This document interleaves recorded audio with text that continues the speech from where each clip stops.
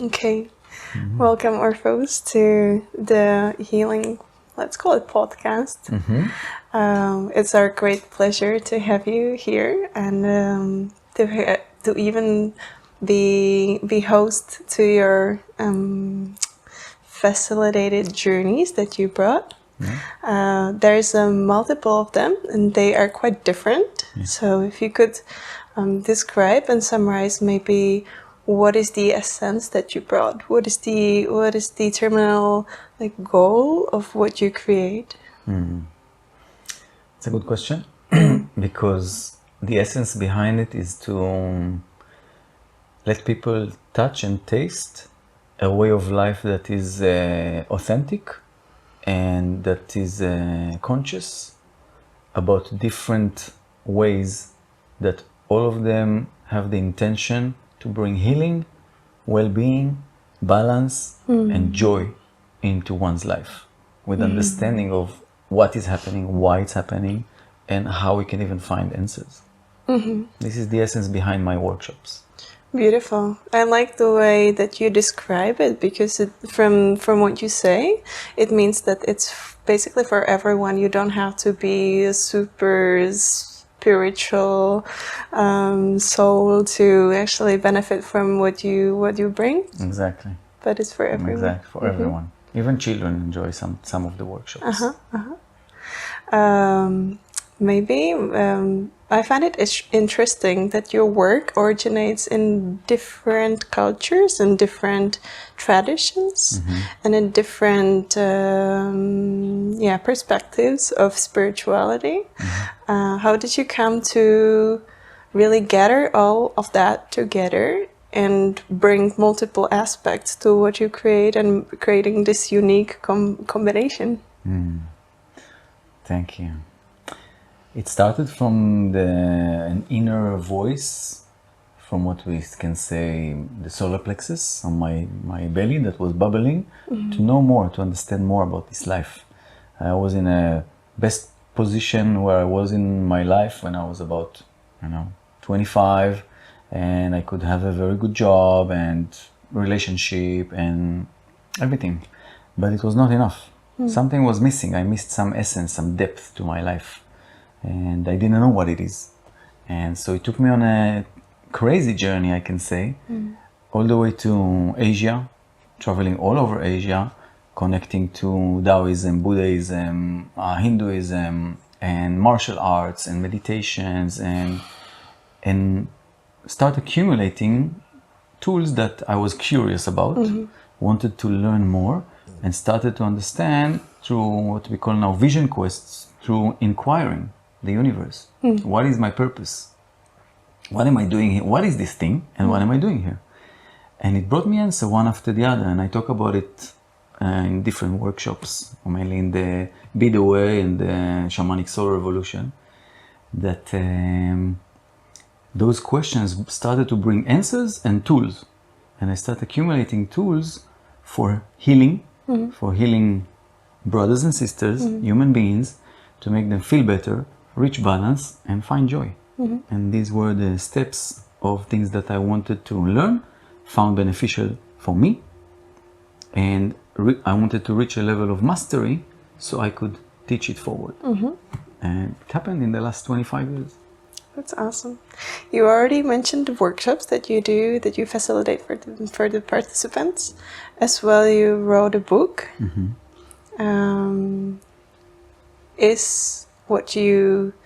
Is the essence of what you create at the workshops the same as what you wrote in the book, or what is the synergy between these parts of your creation?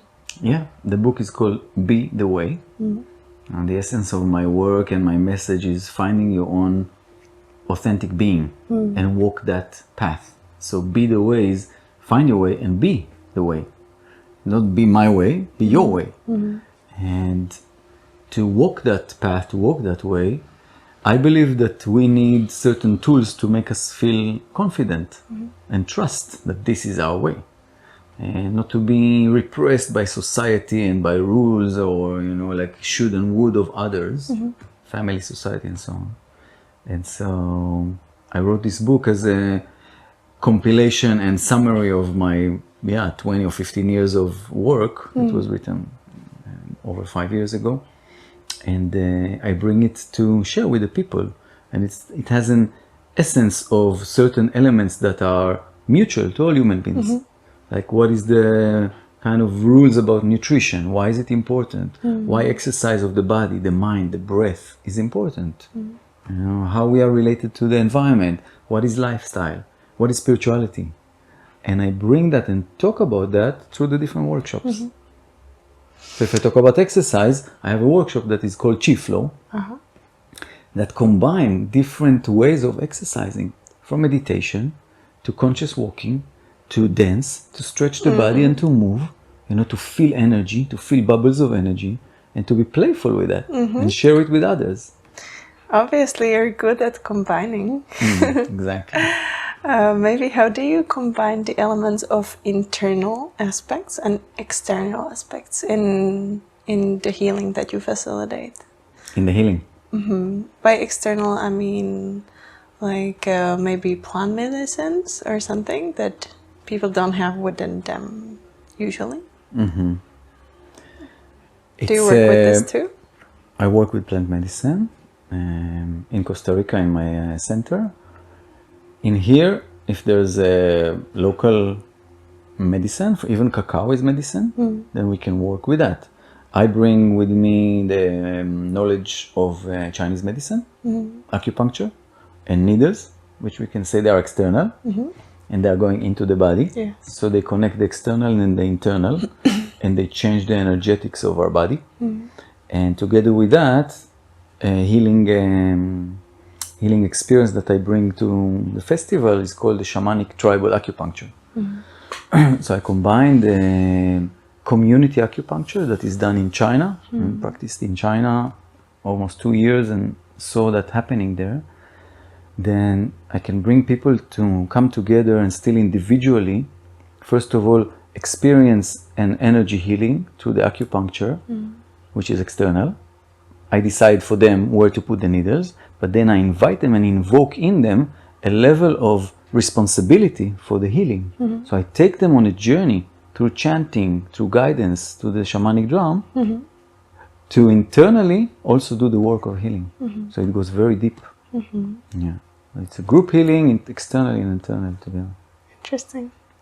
I recalled that I met you with your daughter, and I'm curious if you're open to answering this, how the fatherhood has changed your life, maybe your perspective on life, and maybe even what you create.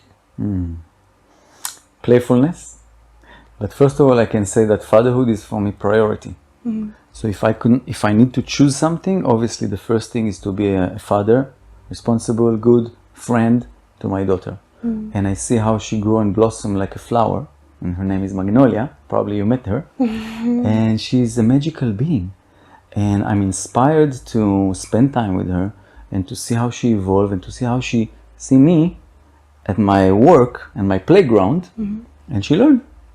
Today in a healing session we did with many people in a circle, she was the first one to open the space. She took my harmonica and she was playing the harmonica and dancing for 3 minutes to make everybody relax. And people responded that it was magical for them to see that. Because I didn't tell her anything. I didn't say, no, it's not okay. I just let her be. Beautiful. You've experienced multiple healing festivals so far. I'm curious to know what progress do you see there? Or if, what is the essence that comes to your mind when I say healing festival, what it means for you to be creator here? First of all, I want to say that the Healing Festival is growing in a beautiful way. Amazingly to see how it grew from a very small, intimate, 200 people in tents in a forest to still in a forest around nature, but to a bigger, much bigger festival in an international level. It's a very high scale festival now and can be compared to many other healing festivals that we are going through and sharing our wisdom and practices. And I'm very happy and proud in Magda and Martin to hold this torch and to bring this healing festival to the people. And the healing happens through connections, hearts, listening, bonfires at night, dance floor, workshops. It's not just a particular thing. And that's magical. When I have a 2-minute conversation with someone and I change his perspective towards life, it doesn't need to be a workshop. It's about how we influence each other in a safe space that offers these possibilities with healthy food, you know, and clean environment. It's very, very beautiful. Thank you. Thank you. And I see that you brought some shamanic aspects to this festival. I was myself a part of the shamanic journey that was very powerful, yet still very human and playful and like not closed up. I'm curious, what do you think about the fact that you bring something that is not originated in this culture, if the aspect of tradition and the culture matters? Because I see that there is a big rise of interest into shamanism in Europe, in Czech Republic. However, it doesn't meet our history. Maybe the form of Amazonian shamanism, or you know, what is your perspective to this? That we are becoming Native Americans and all of this without actually having it in our blood. To this I'm not so sure, because I believe that everyone that is connected to natural healing and to finding ways to be inspired to walk your path, his or her path, has, I call it like a shamanic spark, a shamanic soul. And so in my talk, Shamanic Soul Revolution, it's about changing the mindset about what shamanism is. Because if we look at the history, shamanism exists in many, many different nations.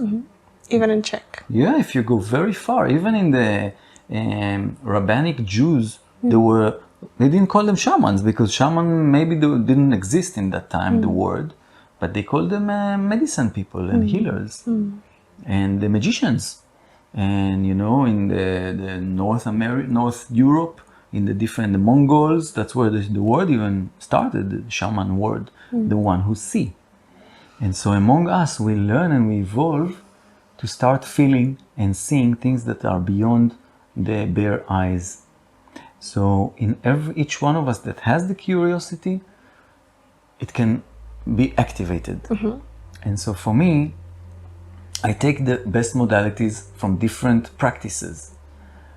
Religions, I consider religions a little bit old school. We are now breaking the rules of the old traditions and religions, and we bring things together. That you said, I'm good at combining, yes, because I like to take the best of every tradition that exists for some years, of some thousands of years, and bring it into a place of very high quality to share with the people. We did a Shabbat ceremony.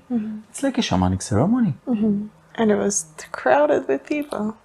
And everybody talking about that as being an amazing experience. And it's very pure.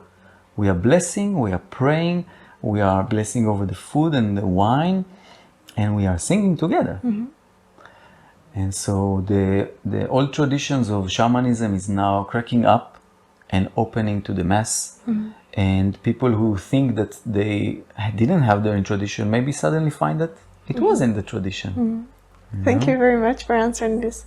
Because in the history or in the past, I heard that someone cannot become a shaman. They have to be born shaman. So when being here and interacting with the creators, I feel like it's something that is universal and everyone has access to it if they're curious enough. Yeah, and who can tell me when I was born? Maybe I was born thousands of years ago. Yeah, yeah. And I carry that from there. And I was, and I saw that. Yes. And that's why I play this role now. One of my roles is that. You mentioned religions too. I'm curious to know if you believe in God. I believe in an energy that created this world that we experience. Yeah. And maybe there was something before that energy that brought that energy. I can have a full conversation about Taoism and God, and was there something beyond God and creator? But we as humans didn't create this world. Humans cannot create a tree or an apple. They create a fake version of it, a lower frequency than that. And so the spark of life exists in every living thing. And for me, spirituality is to acknowledge that and to be grateful for that. One of the essence of spirituality. Yes, every being, no matter if it's a human, if it's a tree, it's a plant. There's even a small insect that is on your head, and I'm watching it the whole time, and it's so happy to be with you because I know he came for the interview from the shamanic journey. Yes, look at that. He's with me since 10 a.m. and I was thinking that he came to meet Magnolia, my daughter, but he stayed for the interview. That's why I brought the hat. Yes. It was distracting me for a bit, but then I understood that it chose to be with you because it had so many chances to leave. And he was a spirit animal of one of the ladies that joined the shamanic tribal acupuncture today. She finished the healing, and he or she was standing on her leg, and she woke up and she said, "That's my spirit animal. That's the healing." And those insects, they bring healing and magic to people. So he's staying with me. I'm a new friend. Thank you. That's beautiful. Can we finish the interview with maybe the message that you would like to leave, that you bring through your offering? Yeah, my message to human beings is to find ways to be happy, find joy in simplicity of life, learn how to communicate, learn how to listen to each other, and stay curious. Desire to evolve, to learn ways for self-mastery, because we have it in all of us. And if we all grow together, we are the ones that make the change and make this world amazing. Thank you so much. That's beautiful. Thank you. Thank you.